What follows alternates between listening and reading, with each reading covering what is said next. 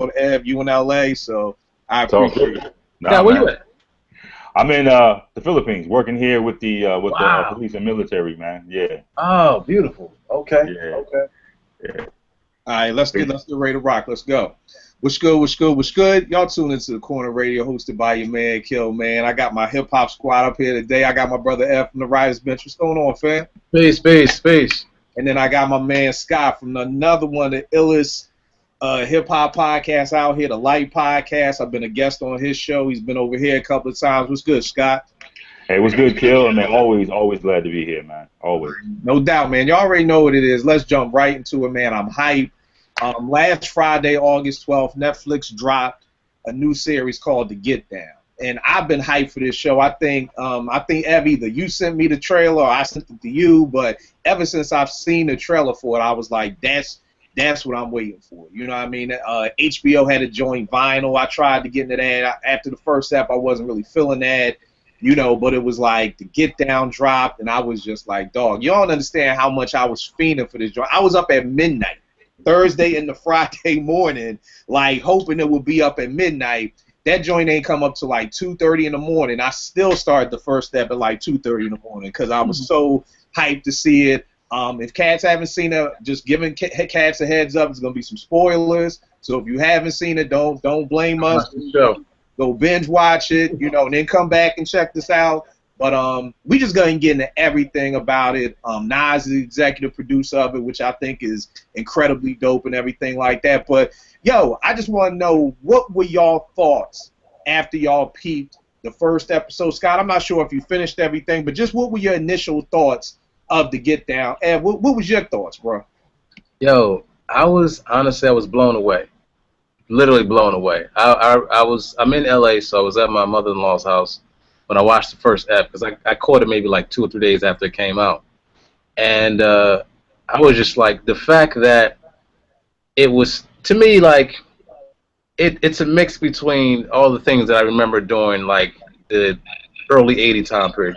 It was a mix of the kung fu, you had your hip hop, you had your comic book story kind of thing. To me, it was like a perfect blend of all these elements. And to me, just watching that and seeing a story told about my culture I was just, to me, I was head over heels about it. I loved it, man. There's some naysayers out there, but I was totally blown away by the first ep. Actually, to the point I wanted to watch the first ep again before even finishing like the rest of the season. All right. So yeah. Yeah, I know you was feeling it because you called me. You was like, "Yo, this is the best TV show ever," and I'm like, "All right, slow down, boy. Like, slow down." I don't know if you clips The Wire and Breaking Bad just yet, but I'm with you, Scott. What about you? What were your thoughts of the joint? So I had the same exact reaction that you did, Kill, and that you did, Ev. I mean, honestly, I was blown away, but it was more of an emotional response for me, man, because a lot of that stuff, I mean, one of the things I think that we forget about this thing of ours, about hip hop, man, is that it was started by kids, man. They were kids. Yeah. You know what I mean? I remember watching the show, and I was like, man, they're so young. But then I was like, of course, man, that's what it was, man. They were kids that started this, man. And I think that the producers of the show captured that. They captured that part of the show very well, man. And it just brought me back to when I was a kid. I mean, thinking about the things that were important to me back then. It was karate. It was my suede Pumas. You know what I mean? It was graffiti. I mean, we were infatuated with graffiti, and it was the music, and all the music that they were playing. That was my mom's music. That was my aunt's music, and it was so nostalgic, man. Like Ed said, I watched that first episode again because, you know, that's one of the things that they captured for me, the nostalgia. I'm not growing up on the East Coast. I'm not from the Bronx. I'm from Northern Jersey, but that same feel, that same look. I mean, it was there. It captured all of that, man. Yeah. So. Yeah, and for me, I mean, same thing, man. I think it's a mixture of what both of y'all said, man. It was just nostalgia for me because it was just like, you know, Shaolin Fantastic was just from the first episode. It was so dope because I was just like, that's what graph artists used to be like. They used to be like superheroes because you didn't know who was who. Like, it's almost like you be watching an episode of, you know, Spider-Man is Amazing Friends, and Spider-Man don't know that that's Iceman, and you know, you can sit here and be having a conversation with a dude not even knowing that's like Taki 183 or you know, something like that. So I love the whole vibe of it being, you know, like, you know, this superhero not really knowing, you know, who he was. And then, like you said, Scott, the Red Suede Pumas, that's my favorite pair of hip-hop sneakers. It's not shell toes, it's not the blue suede, it was the red suede Pumas. So as soon as I saw that, I was like, yo, this is good money right here. And I mean, it just, like you said, it just felt so real, man. It felt so, I mean, Ev, even when they was at the writer's bench, you know what I mean? The whole situation where it's like, all right, Cho, Shaolin Fantastic got a new burner up, but it's in Warlord territory. It's like, yo, I don't care. Like, yo, we gotta go see that joint. You know, like, we don't care about getting jumped, we don't care about getting beat up, we don't care about nothing. All we care about is the culture. So, you know, to me, I think that that's just one of the dopest things that, you know, was about it for me, man. And then, I mean, you know, that was the first episode, and from the door, it's like, yo, I was just in it. Like when Shaolin Fantastic took them to Flash's party, you know what I'm saying? And it was like, you could see on their face, like, them falling in love with hip-hop right there. Like, you could see, you know, dude, you know, like, man, look at them up on the stage rhyming, or look at Shaolin breaking and everything like that. So that's from the first episode. Scott, have you finished the series, or are you still in it? Oh, I binge watched it. I watched the whole thing. I'm ready for this, man. All right. So tell me this: what were some of y'all favorite parts, just moving forward with the series? You know, just what were some of y'all favorite moments or favorite parts, things like that? Ev, what you got? That's hard, man, because there was so much about the series that I loved, not liked, but loved. Right. Some of my favorite parts was the Crayon episode with Flash and Shaolin. I thought that was super dope because it was, as you know, me and Kill talked about a little bit later. There's an interview that we peep. The Grandmaster Flash is talking about the actual Get Down, and that was like, that's a real true story. For me, I was just sitting there watching. I was like, yo, the crayon's for the record. You got to put, that's where the break is at. And I'm in there, you know, my wife is there, my in-laws, they're like, oh, really? And I was like, yeah, man. So when it came out to be that's what it was, they was like, oh, you was right. I was like, I was right. It's hip-hop. Yeah, that's the great because I thought that was some old embellishment for TV. Like, you know. Yeah, exactly. But it turned out to be a real, like, event. I mean, I love the fact, too, that the way the story is broken down, it shows that, yo, the graph art was there before it was hip-hop. You know what I mean? I think that's so important how, like today, it's probably one of the least experienced aspects of the culture, but it was back then, it was one of the pivotal things that actually helped it become a culture. So I thought that was pretty dope.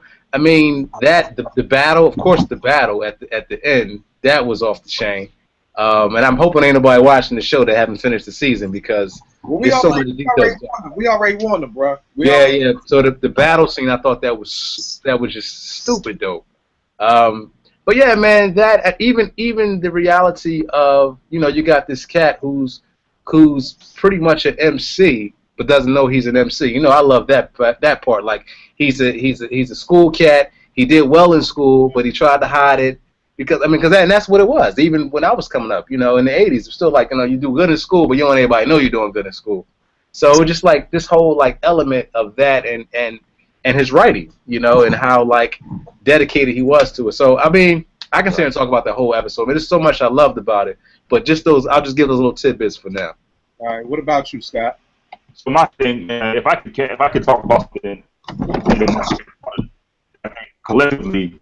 The thing I loved about the series was that it captured for me the essence of hip hop. You know, for a lot of people, and I hope, you know, maybe people that don't really like hip hop or don't understand hip hop lost this, man, because for them, and you know, talking to kind of people, it's just noise to them. It's just noise. It's just people running around the stage talking about nonsense, and it's noise. You know what I mean? If you watch the Get Down, you understand that it was born, you know, something came from the struggle. Right, and the thing I liked about Get Down was that it showed the migration from disco into hip hop. They were doing hip hop, and they didn't even realize that they were creating a whole other genre of music. I heard, I can't remember who said it. I was reading an article somewhere, and they said that hip hop is the last true great American art form. and you watched it. You watched it happen right there to get down. They captured the essence of all of that. Mm-hmm. You know, from the graffiti, you know, like Ev said, you know, from the B-boys and the B-girls, you know, the DJ, you know, the MC, how they all came together to make this culture, and the fact that they captured it on the show, I thought was incredibly important. You know, so you see firsthand, it's not just noise. It's not just noise. There was a message behind it. There was there was a purpose, you know what I'm saying, behind the creation of this culture. And if I can think about what my favorite part of it was, it had to be at the end. That battle at the end, you know what I mean? When they put on the record that Marlene made, and you know, Shaolin caught the break, and the B-boys was like, yo, that's better than that Apache joint. You know what I mean? Right. And I think that right there was my favorite part. You know, that right there was my favorite part. Right. Had to be. Yeah.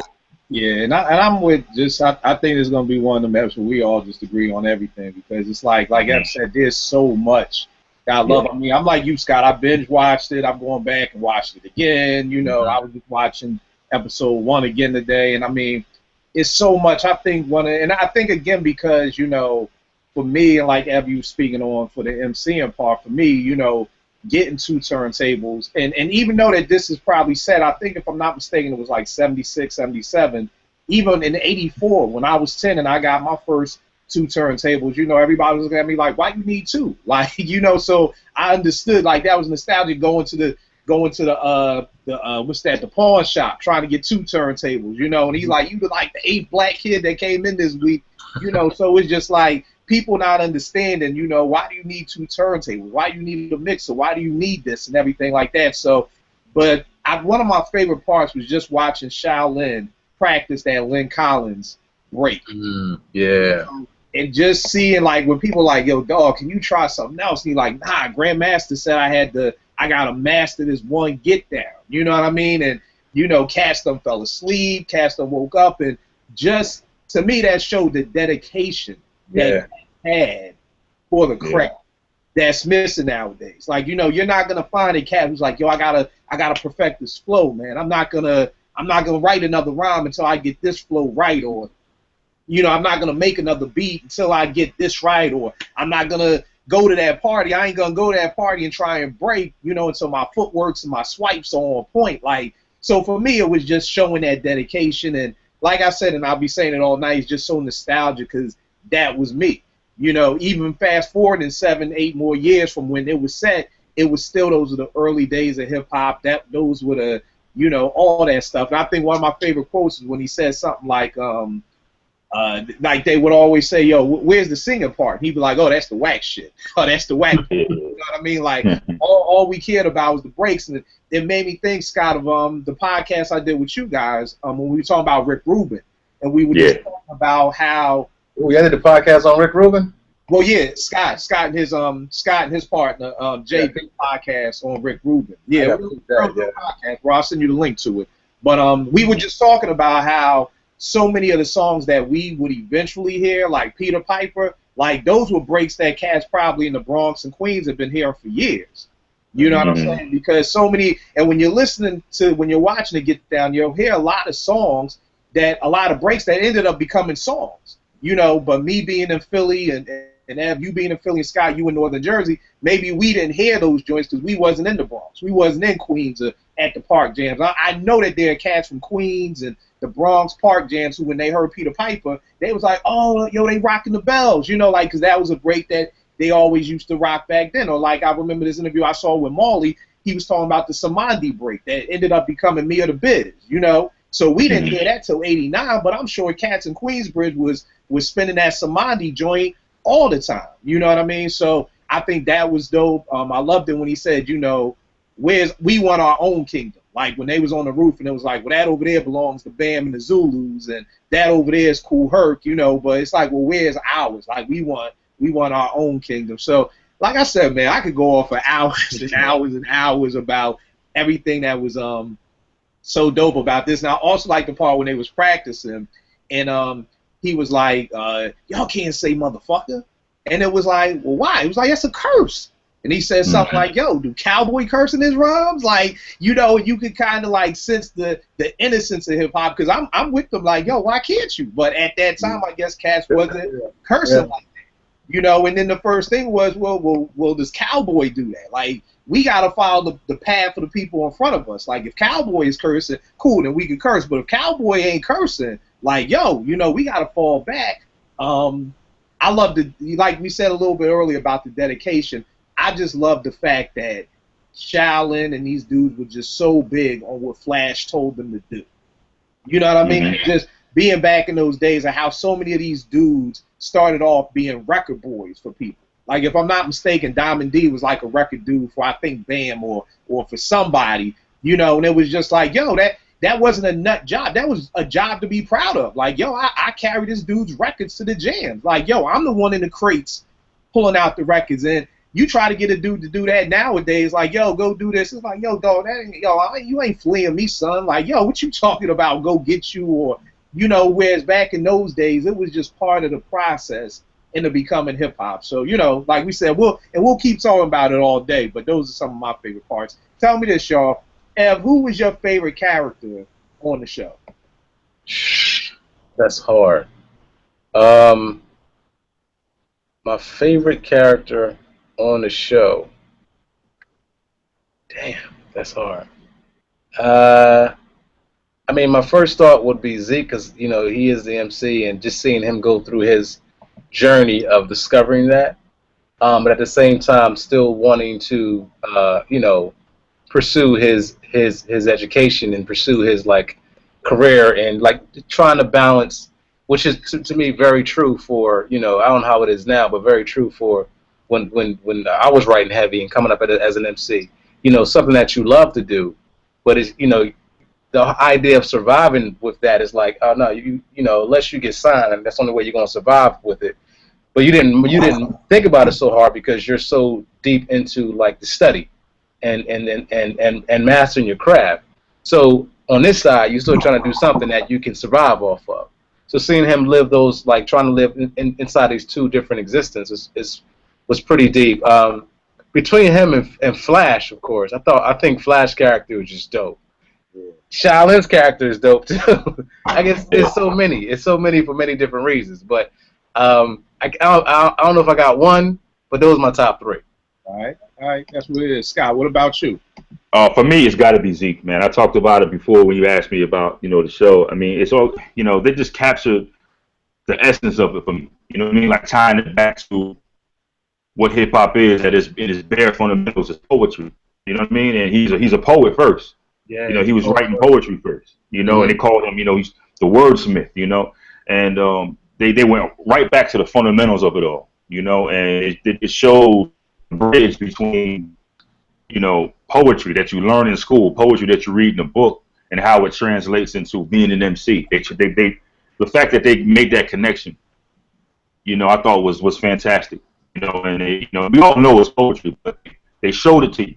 They showed him reading how he's embarrassed in school to read his poetry, to read his rhymes, and then he went from being embarrassed to actually being on stage, right up front, writing for his crew, you know, and also because he got Marlene. I mean, Marlene, she's a super fine, you know. Yeah. Marlene was a super fine, so that's why I like him too, man. And also, I like the character Dizzy, you know what I mean, the graph artist. I mean, oh right, yeah. You know what I mean? He was just very cerebral. He was very, you know, artistic. He was kind of different from everybody else. And it's almost like you got to be, you know what I mean? If you're going to immerse yourself in that world, you know, he didn't necessarily have an allegiance to a particular region of the Bronx. He just kind of drifted. And he was just immersed in that world, you know, and I really like that character too, man.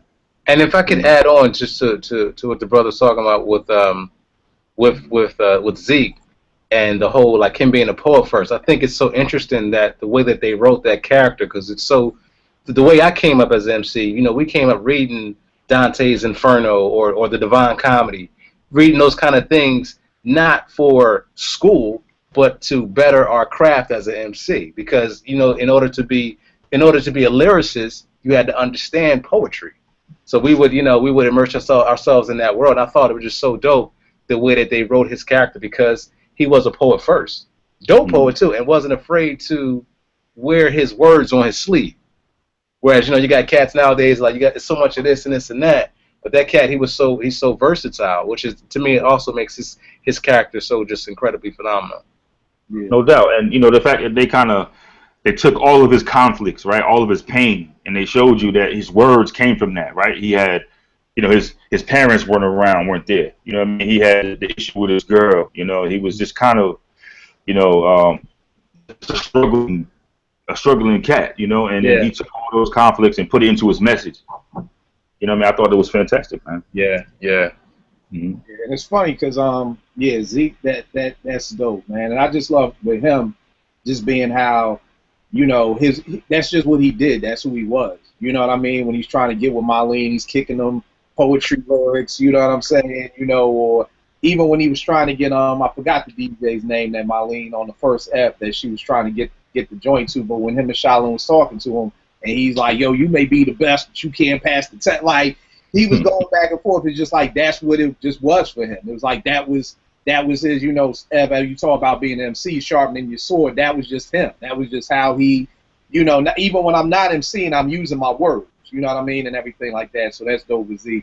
I think my favorite dude was Shaolin Fantastic, man. I just love dude, man.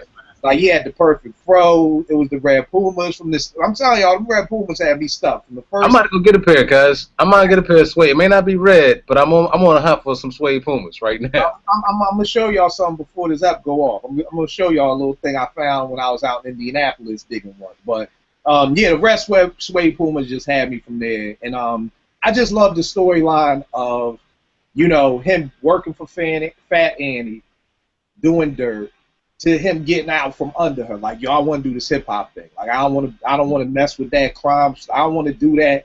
I want to be hip hop. Until the crib burned down. And I was like, damn, I got to go back in the game to get this money so that we can do this hip hop thing. While Zeke is like, nah, we go work for my uncles. Like, dog, we going to be working for 8 years. I need this money right now. And it's just, again, that's that dedication to hip hop. That's like, look, because most of the dudes that I knew who was getting their equipment back in 90 and 91 was doing dirt. They was. And I was gonna say that part of the story is so true because we've seen that. Like, I've known, it's always, even coming up in a group of cats, you had one group that was like, yo, we'll go here and do a couple of jobs over here to get some dough, and other cats were like, nah, man, we go over here and rob this cat over here. We do this and that. I'm gonna sell a couple of bags of herb. Like, it's just. So it's so true. You always have, one dude that's in this particular lifestyle, another dude in this lifestyle. Right. And again, it's just like, because like I said, everybody, some of my people, they got the credit card scams to get their equipment. Cash was just doing, because again, and I go back to 93, 94 for me at Morgan, when Cash wanted the SP12 or S950, some speakers, and you talking $5,000, $6,000. Yeah. And you really got to be dedicated to that craft while cats around you rocking low, and he'll figure you ain't got no car. You can get $6,000, go get you a car. But to be like, nah, I'm gonna do this. It's gonna be hard to work study, and work summer jobs to save up 6 G's. So I just loved like that part of his character that was like, look, I don't want to, but for hip hop, I'm gonna have to go back into the game. I'm gonna have to get back in bed with Fat Annie and her son and just do what I got to do. You know what I mean? And I love that, and I just love, he kind of reminded me a little of myself just because I always tried everything in hip-hop. I tried the MCing, I did the graph, I did the DJing, I did the b-boying. So, with Shaolin, it was just like, yo, he the ill graffiti artist. Then you see him at Flash Party, and he b-boying. Then you turn around, he's like, nah, I'm done with the graph. I'm a full-time DJ now. Mm-hmm. So I just love his character because to me, he kind of just embodied like everything, you know what I mean? And it's just like, nowadays everything comes so accessible to people. It's funny, my neighbor knocked on my door the other day. He was like, yo, Kill, check out this app I got on my iPhone, Beatmaker 2. Like, because he had came through the crib and I was showing him the machine. He was like, yo, this joint can basically do everything your machine can, $20. You know what I mean? So it's just like nowadays, now you have so many people who are gravitating and becoming, certain things like, oh, I'm a producer now because you got a beat app on your phone, or, I'm a photographer now because you got your iPhone and you shoot with that. When it's just back in the day, like you had to go through a process to be like, I'm a DJ. You know what I mean? You had to go through the process of it being, I'm an MC. Before you rock the block party, you had to be the nicest MC in your crib first if you had brothers. You know what I'm saying? And sisters too. No disrespect to female MCs. You had to be the nicest MC in your house, the nicest MC on your block before you came out and tried to rock the party or rock the block party or whatever, or God forbid, go to another neighborhood. And you know, nowadays everything is just so accessible now. So I would have to say. Actually, I have a question for you, Kill. We probably answer it at the end of the show. What's that? It's a question. It's connected to one of the shows that we've done a couple years ago. Okay. And we talked about this maybe 2 or 3 times already. And it's the question of, and what made me think about this was the interview that Flash did on, I guess, The Breakfast Club. But the question is, DJing, 2 turntables and a mixer. Right. Is that an instrument? Ah! It is. Okay. It is. Okay. All right. This is the change, ladies and gentlemen, because we've gone down this long, hard road many times. It is, man. It is. I don't want no beef tonight, bro. I don't want no beef. I'm just asking questions. Nice day. Yo, tell me this, man. One of the things that I loved about the joint personally was the music. What did y'all think about the music, the whole essence of everything? We did an episode of the Writers Bench once just about our guilty pleasures, and one of my guilty pleasures is disco. I love disco music, man. You know, cats front on it. You know, even back in the day, cats would be like, oh, that's homosexual music, whatever. Yo, disco was banging to me. I loved them up-tempo joints. The string arrangements were always bananas. Like, I mean, so I love disco. So you telling me that you got a show about 70s disco in the beginning of hip-hop and breaks, man, the music was bananas to me. But, Ev, what did you think about the music selection, the soundtrack, everything like that? It's actually a great question because at the present time I'm doing this online class on film scoring. I do a lot of scoring for theater, and I'm scoring a film at independent film right now. But I'm finishing up this online class for film scoring. So when I watched it, I actually watched it from that perspective too. And I could be mistaken, but I feel like in that whole first episode, the music doesn't stop, which is kind of like that's kind of like usually not the way that you do any kind of thing. Usually at some point you give the music stops, you give people a chance to regroup, whatever like that. But at least, I mean, I'm not saying, I'm not for sure. I have to go back and look at it again. I don't think the music really ever stops in that first episode, but it's banging. It adds so much emotion and so much energy to what they're talking about. Like, it's almost like you can't have it without the music, because even if just a regular dialogue scene, there's so much. The music gives so much definition to that time period, that place, where their minds was at, where their emotional state was at. Like, it's just so much. So I feel like, all in all, the music itself just, to me, made me excited. Like, that first app, at the end of the app, you know, I just feel like the music just made me like, man, if I was home, I might have been like jumping up and down, like as if I'm watching a game or something like that. I just feel like the music itself was just dope. The choices that they used were dope. The breaks that they chose to use were dope. Like, yeah, I'm a fan of the music, definitely. All right, no doubt. What about you, Scott? Well, I'm like you guys. I mean, I love disco as well. My mother was a huge fan of disco, so it was always playing in our house. So, I mean, that was part of the whole nostalgia feeling I had watching the show. But I thought it was very important. I could tell, just like Ed was saying, every song in the show you could tell was carefully selected. Mm-hmm. Every single song had a place in the show, and it was a reason, because they're showing you the history, you know, between, you know, how hip hop evolved. It came from that era. It came from the disco era. You know, the DJs that were picking the breaks from the whole disco songs, and like showing the business side of it. You know, the whole Jackie Marino character, how he, you know, read that incredible song that Marlene was on. Just like that, and the whole cinematic feel, the strings, the horns, the drums, the piano. Wow. I mean, it was such an important part of the development of not only the series, but the development of hip hop and the sound that they were pulling these breaks from, that they're pulling to get that part from. I mean, so yeah, long story short, I love disco too, man. Yeah, I love disco too. That's right on it, but man, disco had some joints, man. Same thing, man. Like I said, anything that you giving me disco and 70s hip hop, man, and Earth, Wind and Mhm. Fire, the Spinners, Incredible Bongo Man. I mean, Oh yeah. you know, they had the assembly line break, the Commodores assembly line break, and Curtis Mayfield. And I mean, because for me, like almost every app, I was just grabbing my phone, just Shazamming stuff. Like, oh, I don't know what that is. Like, what's that? You know what I mean? And what's that? So, and to be honest with you, from the first episode, I kind of was in because the first intro got Nas rhyming on. You know what I Yeah. mean? So from the Mhm. door, I'm already like, okay, y'all. I mean, I knew he was executive producer, but I didn't know. You know, nowadays with so much, and have similar to you know, me diving more into my screenwriter bag, I'm seeing more like, you know, usually executive producers is just kind of like a big name we put on there. They really didn't do nothing, you know, but we just need their name to kind of help sell it. So I kind of felt like that's what Nas was, because he has a movie out now. I don't know if y'all have seen it. It's called The Land. It's about a kid in Cleveland. He's a skateboard dude. And to be honest with you, you know, if you would have just said that, I would have been like, all right, you know, really don't You said Nas has a movie out?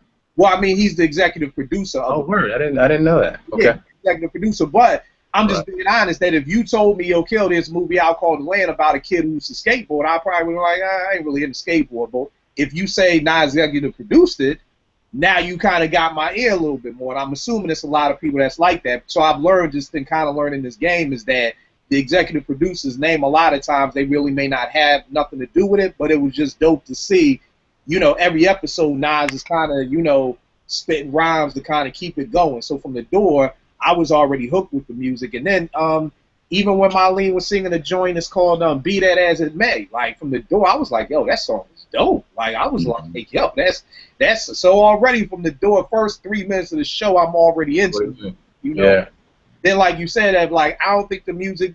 Just watching episode 1 again, I'm like Shazam it. I'm like, damn, okay, that's that Miguel joint that's on the soundtrack. So the music to me was just bananas, which is gonna play a part into what my next question is, because there have been a lot of negative reviews about it, and I've got my own theories on why they're negative reviews and everything like that. A couple of my people who were younger than me was like, it wasn't really feeling it, you know, a couple of people were saying that the acting was bad. To be honest with you, I don't see it. Maybe it's the hip hop aura has me blinded. Normally, I'm real keen on that ain't right, or that ain't this, or a part of me almost thinks like cats who ain't know nothing about the 70s. Yo, Cats was corny in the 70s. So if you looking at it from a 2016, if you was born in 2000, then you may be like, yeah, they're acting corny, but I'm like, yo, that's how people talk. So and a lot of hoopla has also been because this was Netflix's most expensive show, $7.5 million an episode to make.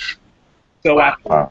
I think a lot of this has to go to, was it worth that amount? Was it worth it? A lot of times people comparing it to there's another Netflix series that's out, Stranger Things. It's an 80s theme kind of Twilight Zone show that did real good. So they're kind of saying, oh, that was made for half the budget of Get Down, and that's doing better, but whatever.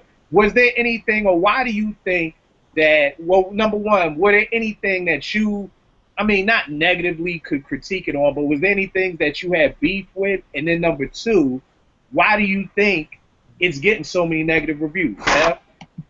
To be really honest with you, Kill, when I heard that there's some negative reviews out there, I was pretty much, I was shocked. But I mean, I'm in a point right now, and this may not be the best place to be. I can't even give them cats no light, because I can understand why anyone would have any problem with this show. Like, this show is actually telling our story. And you don't get too many shows like that that's really going to tell your story the right way. So the fact that you would have beef about it, or you would just be like, find something that you didn't like about it, I really can't even give them any too much light, because I tried for a second to see, well, maybe there's something that I'm not seeing. Maybe the same thing you said, Kill. Maybe I'm just like in this hip hop aura thing, and I can't see nothing outside of that. But to be honest with you, man, to me, it's and I watch a lot of Netflix original series. This to me is phenomenal. It's better than a lot of stuff that I've seen personally, and of course I'm biased because I'm a hip hop head, so I'm always going to come from that perspective first. But the fact that you're given history, the storyline is amazing. It's some like real true characters that really exist that are in this series.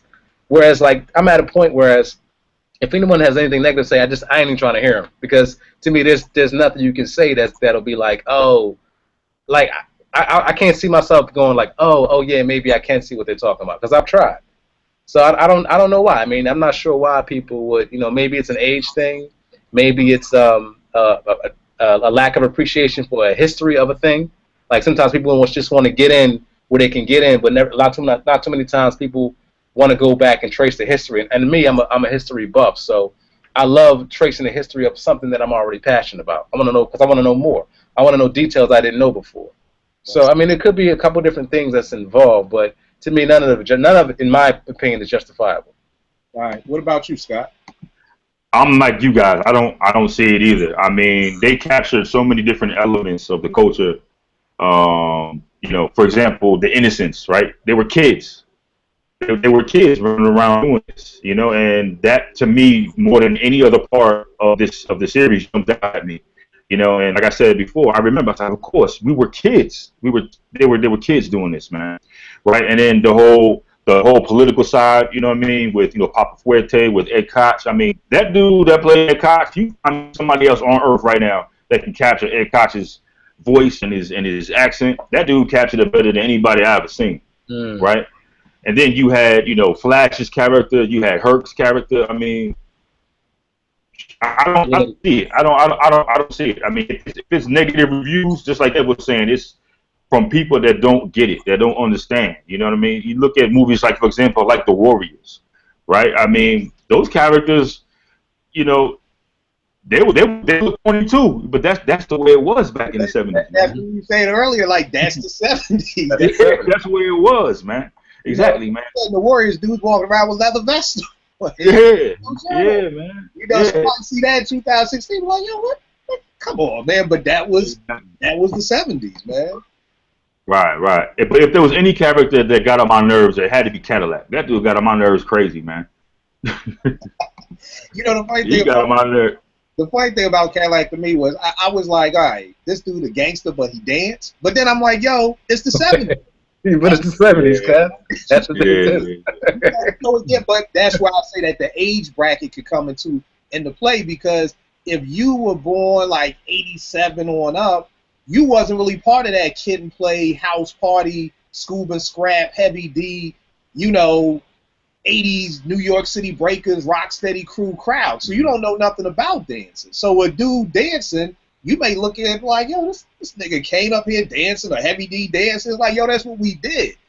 So again, I wasn't around in the 70s like that. Maybe gangsters did get down. They put their guns down, they got down on the floor, and they girls. I don't know. But I see what you're saying. And I think a big thing to me, too, and y'all know me, I always got these analogies. And I was in the record store with my man Marsh the other day, and my man Jason. We was talking about, I don't know how we got on top. We was talking about Beats headphones.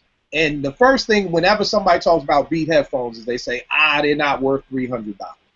And I'm like, all right, cool, but are they bad headphones? Like, I didn't ask you were they worth it. I didn't ask you with them foam, that you paid $280 for. Were those foam sneakers worth $280? Just are they good enough? And I think that's where we get caught up with this. Like, everybody wants to see, was it worth the $7.5 million? Like, take the money away from it. Did you like the show?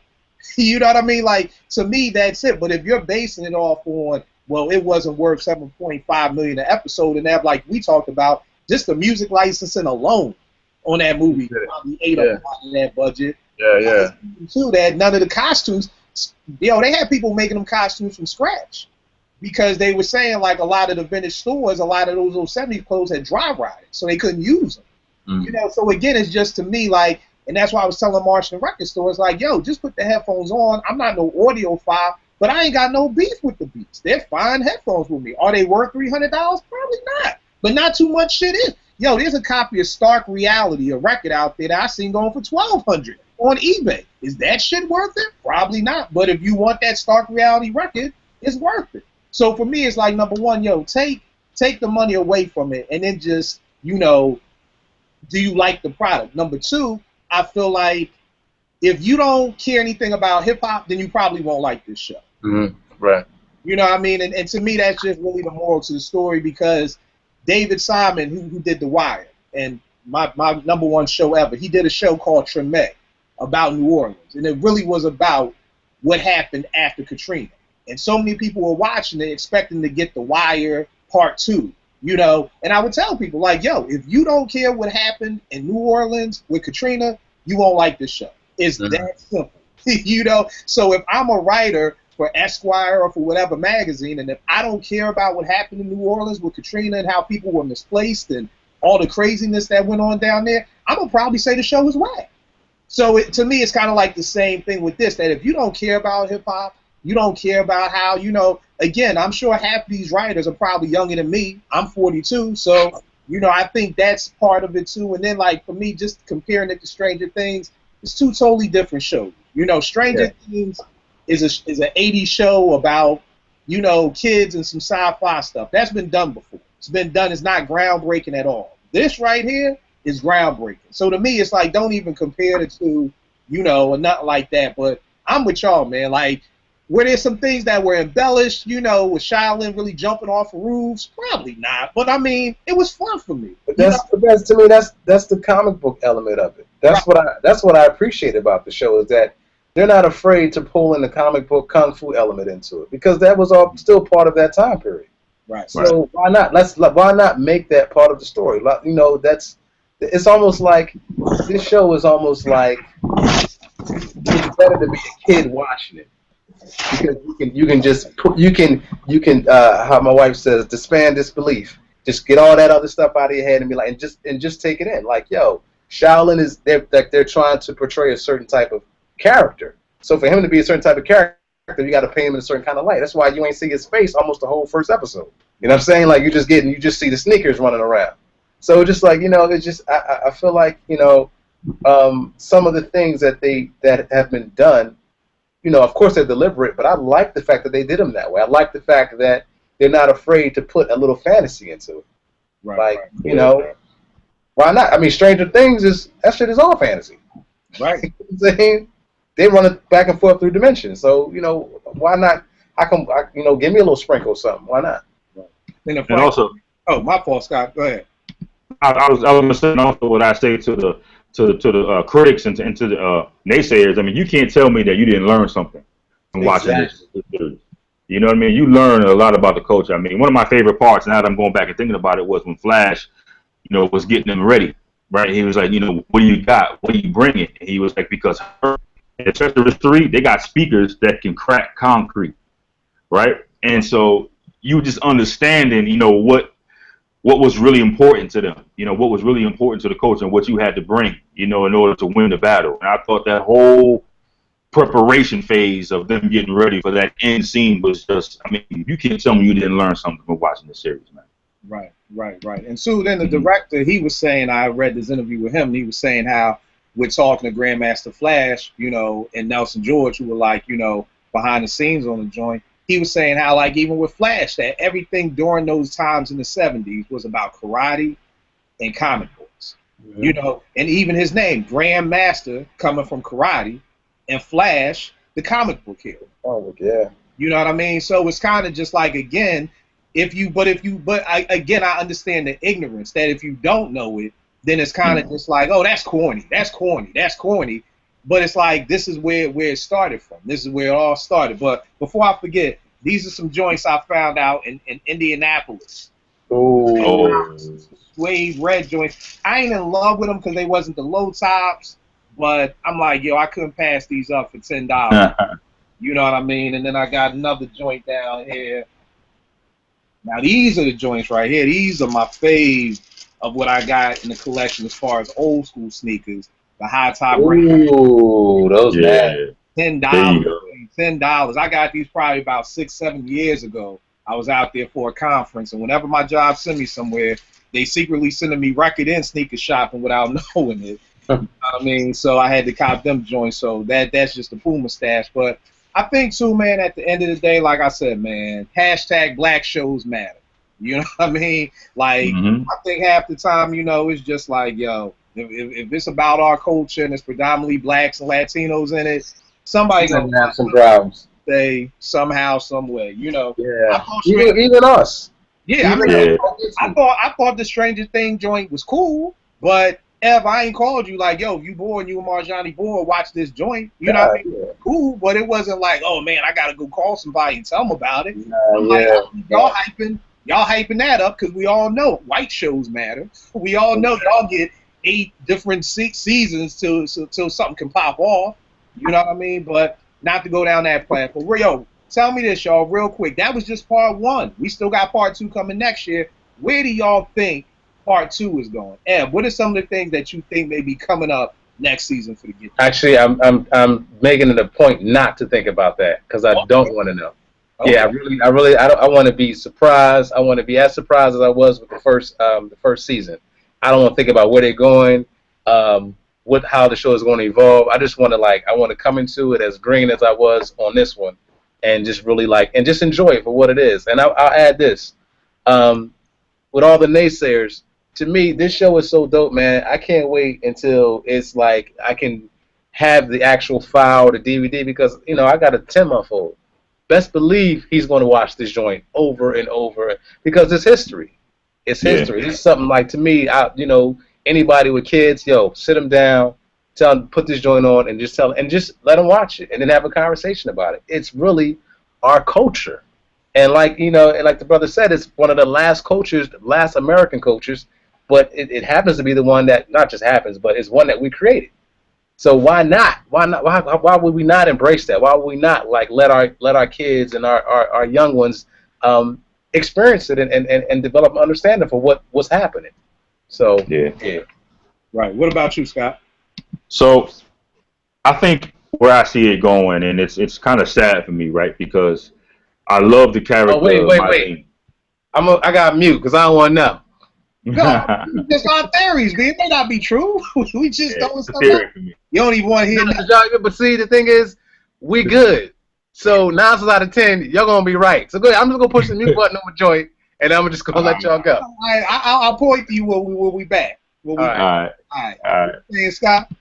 All right, so Marlene is one of my favorite characters. I love the innocence behind it, right? Coming from that church background, wanting to break out from that, wanting to leave the Bronx, wanting to embrace her talents as a singer, right? And she loves disco, right? She wants to be a disco queen, like Donna Summer, right? Yeah. But knowing what we know now, that disco is coming to an end right around the time that this show is coming, right around the time period of the show, right? So she's embracing a dream that's futile. You know what I mean? She's not going to be, who she really wants to be. You know what I mean? Because disco's ending, hip hop is emerging. So kind of what's going to happen. That she's going to become this big hip hop star, and that she's not going to be a disco queen because disco's ending, right? So I got to think that it's going to kind of take that path, right? But also, just to kind of dovetail off of what Ed was saying about the naysayers and about the critics. One of the comments I think that bothered me most about this first half of the series came from Crazy Legs. You know what, Scott? Let me say what I want to say real quick. Then we can bring that. I want to leave on you. So this is what I think is going to happen. I'm with you that it's going to end, but my thing is going to be that's going to throw a wedge between Zeke and old girl because her bridge is ending and his is beginning. You know what I'm saying? So I think that's going to throw a wedge. And to be honest with you, bro, I think maybe the Get Down brothers, they may get a record deal, and Zeke may want it dead, whatever he's doing in politics, because keeping in mind, Cats getting record deals in 86 was like a pipe dream to somebody's parent. So in 79 and 80 getting a record deal, it's really like, yo, you ain't going to dead this good government internship over here for no record deal. And then to be honest, I think something sad always got to happen when you're dealing with our culture and dealing with hip-hop. Maybe Dizzy will die on some beach street, getting hit on the third rail or whatever. But I think that's what's going to happen. Ev, come on back, bro. I'm back. All right, you back. All right, Scott was going to say something about the naysayers. We didn't want to keep you muted too long, so we got... Because, look, I'm just going to add this. I know y'all going to be right. I already know y'all going to be right. I don't want to know. But go ahead, my bad. But, Scott, what do you think about the naysayers? Oh, okay, so the one comment that really bothered me the most came from Crazy Legs from Rocksteady. I don't know if you guys seen this comment, right? Nah. He said something to the effect of, I appreciate the fact that they did a show like this and they talked about, the B-Boys, specifically Rocksteady and all that. He was like, but the one thing that bothered me was that they didn't cast it accurately. If they're gonna appreciate and pay homage to the impact that Latinos had in the culture, they should have cast Latino people. He said, don't cast black people in the roles of Latino. And I assume he's talking about, he's talking about lean, he's talking, but from what I understand, they are Latino. Who's not Latino that's playing That's a Latino character? Right. So he seemed to be like throwing some shade onto casting aspect of the show. And I didn't really understand that, man, because you had Jimmy Smith, you had Giancarlo, you had some very, affluent, some very, impactful Latino actors playing the roles of these characters. So I'm not really sure where he was coming from. I'm not sure he was informed with that. So I didn't understand his with.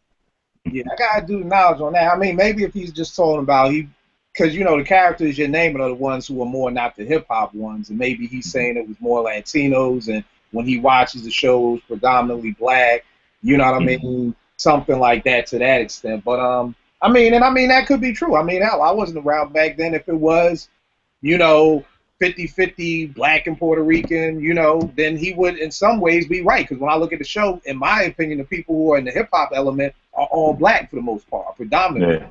Yeah. So, but one thing I did like about it was the character Thor, the graffiti writer, the white dude, because I think Scott, we talked about this during the Rick Rubin episode of your podcast, is that people want to act like white folk weren't there in the beginning. Mm-hmm. You know what I mean? And they were. They were very heavily, and like I said on your show, I don't know the graffiti names like that, but I do know from doing history and having, hell, I always got something hip hop laying around in here. From this, you just scoop through enough, you're gonna see a lot of these writers, were white. So I did like that they gave props to that. Ev, real quick, I know you saw the Flash thing. Did I sent it to you, Scott? Did you have a chance to watch it? The Grandmaster Flash on Hot 97 joint? Oh yeah, absolutely. I watched that definitely. Mm-hmm. All right, think of that, because I know for me, I was just blown away that I didn't and I need to do a little more research in this, because walking away from that interview, I almost feel like Flash invented DJing. He invented every freaking thing from with turntables to use, the slip mat, having the cue, and I'm just interested because I'm like, okay, so DJs weren't able to cue records before, you know what I mean? So I was blown away by, especially when he had the whiteboard, on some old, mad scientist type thing. I mean, and the sad part for me was that this man invented, if it pans out right, invented DJing and really got nothing from it as far as financially. Whereas if you invented the laptop, or you invented the hard drive, or you invented the sunroof, you're rich, your family's rich, your generations are rich. Whereas he kind of invented this incredible craft, and I was joking with Ev earlier, every time a DJ gets a check, they need to send 10% to Grandmaster Flash. Flash, we got you. Ev, what did you think about the interview? I mean, I can wholeheartedly agree. I feel like, Flash, in a sense, he laid down the foundation for MCs to exist. Yeah. So that's there wouldn't be an MC if he wasn't like, yo, you know what, I'm going to rock over this break. I'm just going to play this break. I'm going to play something whereas, the cat can actually get down, and he has a lane where he can exist. That's huge. That's huge. I didn't even, it's a lot of stuff in that interview I didn't even know. And I just was truly blown away. But on top of that, man, I'll say that, the genius of Flash is something that, we shouldn't snub our nose at all. It's really, and it's sad because if Flash was a white dude, he'd be in a whole different arena right now with everything that he's done. But the fact that he's a brother, and the fact that he's he's part of inventing this culture called hip hop, they're going to kind of look at him sideways, this and that. But truth be told, that dude is a genius. He just sat in his crib for 3 years and came out with things that hardware companies have made millions of dollars on. You know what I mean? Millions of dollars. Not only so. You benefit the different hardware companies, record companies, mixing companies, whatever like that. Then on top of that, you help to assist a whole culture. You help to assist a whole art form. Art form of MCing came out of him discovering these breaks and just playing the break, getting 2 turntables, getting 2 duplicate records, and just playing them joints back to back. So there's so much that has been done, and Kill, you right, man. I wish to this day they formed some kind of union And every check that somebody get is a certain percentage that goes to Grandmaster Flash and some of these other cats, Cool Herc. You know, just I feel like, you know, there's not enough that is done for people that have laid down the foundation for what we came to love and exist and have become not only just love, but have become part of our being, part of our family, our families now, part of our kids' thing now. You know what I mean? So I feel like, you know, there should be something that's done for that. You know, I wouldn't mind being part of a union and having a percentage of something go back to these cats because, truth be told, when I heard Herc was sick and he have medical, that's crazy. That's crazy. Yeah. So, you know, just stuff like that, man. Just being able to take care of our own. Yeah, I feel you. What about you, Scott? What'd you think of the interview? You know what? My favorite part of that whole interview, and, you know, taking out everything that Ed was saying, taking about everything that we know about Flash. Now, first thing I'm going to say is Flash isn't talked about enough. Right? So I love when I see interviews like that. I love when I watch shows like The Get Down where his character is shown, you know, to the masses. But taking away everything that everybody has said, my favorite part about that interview was when he was playing music for Ebro, right?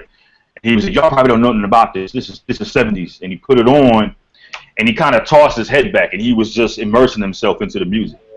Yep. And think about how much love you have to have for the music to dig into every single song and to find the break that you know is going to work. Yeah. Think about how, you know, he just does that over and over every single song, and think about how deeply, how emotionally connected he is with those tracks, with those records, to understand where that break is going to be and how it's going to impact his listeners. And I think that right there is the essence for how great Flash is, his love for the music. Every track, every song he put on, it was almost like he was smoking a good cigar. You know what I mean? Just like, listen to that. That's 70s right there. Mm-hmm. You know what I mean? And to me, that was my favorite part of the whole interview. Yeah. Watching Flash's love for the music, man. Yeah, that was beautiful. You're right. You know? Yeah, the crazy thing is, I mean, I'm glad to Get Down is out, but the other part is, we know what these cats have done. You know what I'm saying? And, you know, it's like Ebro and them could have Flash, Herc, you know, other pioneers up there, you know, more often. You know what I'm saying? And I'm glad to Get Down is making cash. Be like, oh, Grandmaster Flash. But, you know, for us people who know, like, my man's been trying to get me in contact with Busy B to get him on. You know, like, I've always shown respect to those cats who've come before, and I feel like that's what we gotta continue to do. I remember one time I was at EAA back in the day, and my homegirl Chris brought Charlie Brown from Leader Stu. Yo, man, you would have thought Charlie Brown was whoever was the biggest rapper at that time. And for me, like, I'm like, yo, Charlie, I'm like, oh man, yo, when, you know, the Zone Coaster, Sound of the Zekas, like, he was just like, yo, man, thank you so much, like, for the respect. Like, because at this time of point, remember, after Leaders broke up, ain't nobody care about Charlie, Dinko, none of them dudes. You know, it was like them dudes was erased out of hip-hop history because everything was about Busta.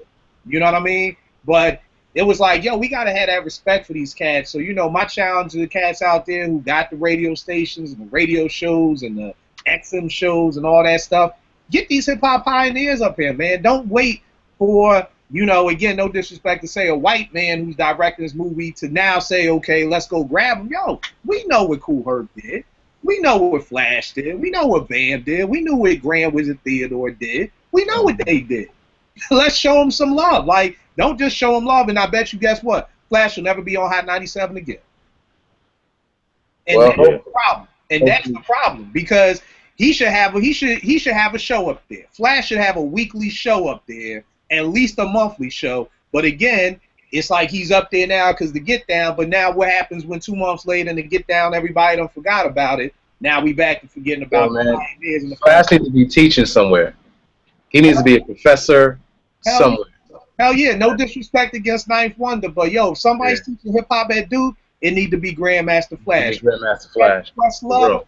You up there teaching at NYU, it need to be Flash. It need to be Flash. It really does. It really does. Again, we're so caught up in the moment of, oh, Quest, oh, Night, Jimmy Fallon, he doing that, or Ninth Wonder doing it. Nah.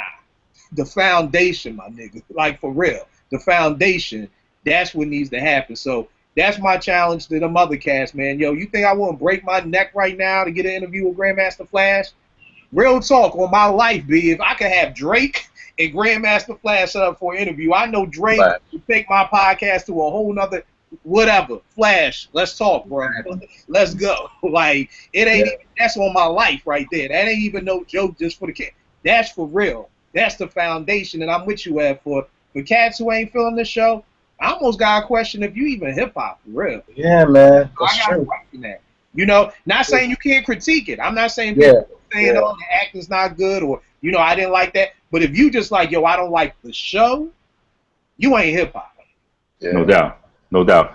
I got a question for y'all. Remember that part when they were trying to figure out who was bootlegging Flash's show? They Yeah. had the tape, and they tried to figure out who was it. And they tried to figure out that one little part. It went by so fast. I think Zeke or somebody showed the tape to somebody, and they were like, nah, that's that dude Flowers from downtown. Ain't nobody listen to him. Brooklyn, Oh, what was the question?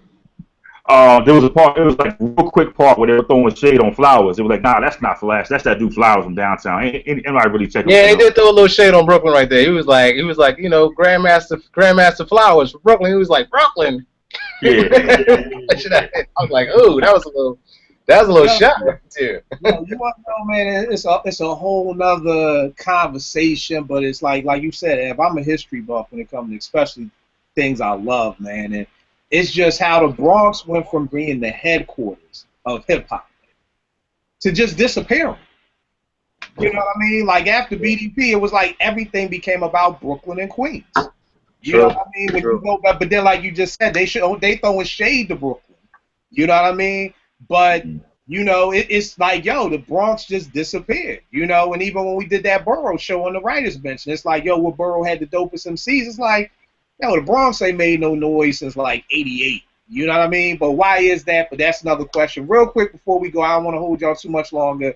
Scott, I thought about you the second I heard this. L.A. Reid is saying there's a Tribe Called Quest album. There's a Tribe Called Quest what? It was a Tribe Called Quest album that was recorded before Fife's death that they are going to put out. See my face? Are you, I'll speak for myself first, because I thought of you instantly, Scott. Yeah. This is one of them times, and Ev knows this is one of my favorite sayings. I hope I'm wrong. and Scott, because I see you're happy, I hope you're right. Because I don't know what this is going to sound like. I don't want it. I feel like we're all nostalgia, and it's like, oh, Tribe, but it's like, yo, them last two Tribe albums were suspect. I ain't Dilla dead. I ain't heard a Q-Tip beat in years. I almost don't even want to hear it. I don't want it. I don't want to hear it. But again, I hope I'm wrong, and the rest of the hip-hop community is right. Scott, you're the biggest Tribe fan I know. What are your thoughts? You're obviously happy about it. All right, I tell you like this. When I saw that, right, and I saw L.A. Reid's name attached to it, I was like, I scrunched my face up, right, because obviously, you know, that's not part of the whole Tribe clique, right? I was like, what does L.A. Reid got to do with it? And I saw, all right, so Epic, Jive, okay. Let me tell you right now, if a Tribe record gets dropped, and it's Fife, Q-Tip, Ali, is all them on there, I'm gonna be emotional. I'm gonna be straight up emotional, man.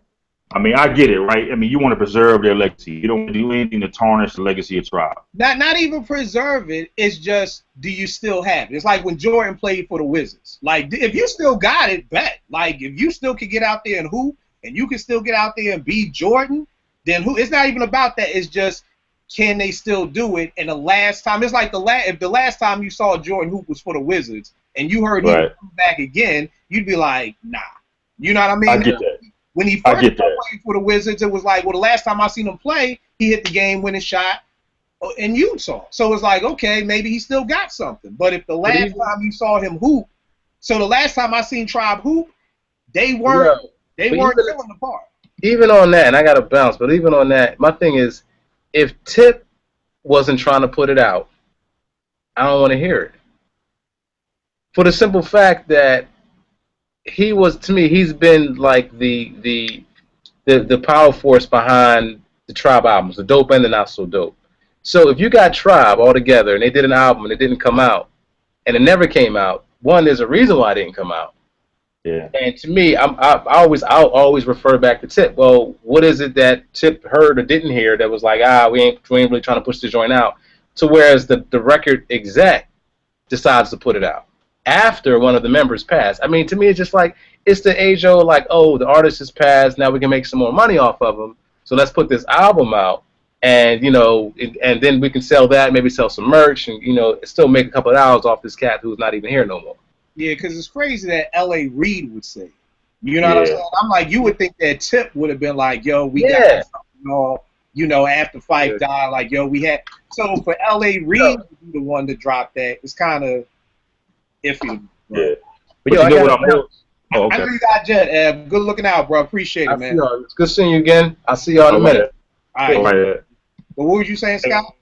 You know what I'm more excited about, though, ironically enough, was the announcement of Nas, Q-Tip, and Common. They're forming that super group, The Standard. I'm really excited about that, man. The album, man, again, I hope I'm wrong. You know, my whole earlier part of life was always like, yo, I gotta prove Cash wrong. I gotta prove. Now that I'm old, I'm always like, yo, dog, I hope I'm wrong, and I hope y'all are wrong. Because, I mean, who is it? Is Q-Tip who and who? Common, Q-Tip, Common and Nas. Can I just get Nas? You know what, Common, I haven't really liked his last two albums. You know what I mean? I don't feel like he's focused enough, especially with that Nobody Smiling joint that was supposed to be about Chicago and everything like that. I'm real big. If you want to be the voice of Chicago with all this violence, my nigga, you have to come out them Hollywood Hills and move back to Chicago for 6 months. That album should have been recorded in Chicago. You should have been in the boycotts in Chicago. You should have been in some funerals of these young black kids dying in Chicago. If that's the essence of the album that you want to portray, I can't make an album about what's going on in Philly and all the killing and all the hurt out here in the suburbs out in Maryland. I can't do that. If I'm gonna make that album, I gotta be in Philly to make that album. We gotta leave a funeral and go to the studio and get them emotions out right then and there. You know, so I mean, none of those MCs except for Nas would I be excited about. I'm just like, Nas, just make another album. Life is Good. It's probably been 4 years, bro. It's time for another album. And you know, these super groups have all they talked about that before. I think it was Common and Tip and Mos Def was supposed to be a super group. And you know, so I'm just like, yo, man, just if y'all could just focus on your own individual solo careers, like that's my thing. Like, get your house straight first before you want to go do something else. You know, before you come over here and tell me how to run my family, get your family straight first. So when Common, Nas, and Tip can all drop solidly produced dope hip hop albums, and y'all want to do a super group for the hell of it, cool. But I feel like so much hip hop nowadays gets done just for the hell of it. Like, yo, we got 3 weeks to do this. Let's just hurry up and do it. Then when it's not successful, then y'all want to be like, oh, well, everybody's schedule was crazy. Then you shouldn't have done it. If the schedule can't be right, and I'll leave with this. Fresh Prince, Will Smith said something once when he was doing one of his albums. And the album was whack. But he said, look, if I'm going to do this album, I'm going to take a year off of acting. Like, if I'm going to be serious about this, I got to take a year off of acting. And for Will Smith to say that, that means he's probably missing out on at least $20 to $40 million. And even though the album was whack, I got to take my hat off to you for saying this is how we just talked about everything with Shaolin about respecting the craft. If you really want to make an album, then y'all going to have to clear y'all schedule. So if Q-Tip, Common, and Nas say, yo, we've cleared our schedules for the next 6 months, we just going to be bouncing from New York to Chicago, to New York, to Chicago. We in the studio. That's all we doing. Nas ain't selling no bevel blades. He ain't selling no Heineken. All they're doing is concentrating on the craft, like we just got finished saying, made hip-hop dope. Then I'm excited. Then I'm excited to hear that. But if it's just cats going to be emailing beats to each other and email me a beat, okay, I'm going to send you my verse, and then I can't get excited about that, you know. But, you know, like I said again, I hope I'm wrong. I hope you're right. I hope this Tribe album is amazing. I hope this Standard supergroup is amazing, and we get some amazing hip hop in our ears in 2016 and the 17. So I hope it's right, man. I hope. But you think the Tribe joint will be dope though? I hope, man. I'm an optimist, man. You know, like I told you before, I'm completely biased when it comes to Tribe. Right. You know, I mean, Q-Tip could be out there selling cheeseburgers, and I'd be out there buying cheeseburgers if Q-Tip's name was on it. You know what I mean? Yeah, I feel you. I feel you. So, I mean, I really hope. More than anything, if it's not good, I'll be very. I'm wrong. I hope I'm wrong. I'm hoping, you know. But again, that little asterisk is L.A. Reid said it. Like whenever executive drops something that big, like that's huge. That bothered me. Atomic bomb, and it's like Right. I'm a record exec. Like it ain't come from Tip, it ain't come from Ali, it ain't come from Jarobi. It came from LA. Right. So but it is what it is. Oh, my bad. What you saying? No, and we got it secondhand. He dropped it on a podcast, and somebody was listening to the podcast and was like, "Yo, LA said this on what was it, Combat Jack show or something?" I think it was he dropped it on Elliot Wilson. Oh, was it? Okay, yeah. Elliot Reed said it on Rap Radar. This is what he said. So it's secondhand. So it's. I mean, they got the podcast out there. I mean, you can hear L.A. Reid say it, so it came out his mouth. You know what I mean? So it's straight from his mouth. So we'll see. Yeah. Oh, bro, tell them everything about the Light Podcast, when they can tune in, websites, Twitter, everything, big. No doubt. So you can catch us on iTunes. So search for the Light Podcast. You can catch us on www.thelightpodcast.com. We're always on Twitter at the Light Podcast. You got a Facebook page. Just hit us up. We constantly, dropping episodes, playlists, things of that nature. So hit us up, man. We're always out there. We always up, man. So I appreciate you. Now, you broke up for a minute. So say it again. Where can they? What's the SoundCloud? It's like Light Podcast. So everything, all the social media accounts, Instagram, everything is at the Light Podcast. You can catch us out there. We constantly dropping content. So again, Kid, much love, much respect for having me on, man. I always love being in the corner, man. Oh no. I appreciate you taking the time. Y'all already know what it is with me at Kill889 on Twitter. We'll make beef for food. I catch y'all all next week, man. Thanks again, Sky. Appreciate you, man. No doubt, man. No doubt.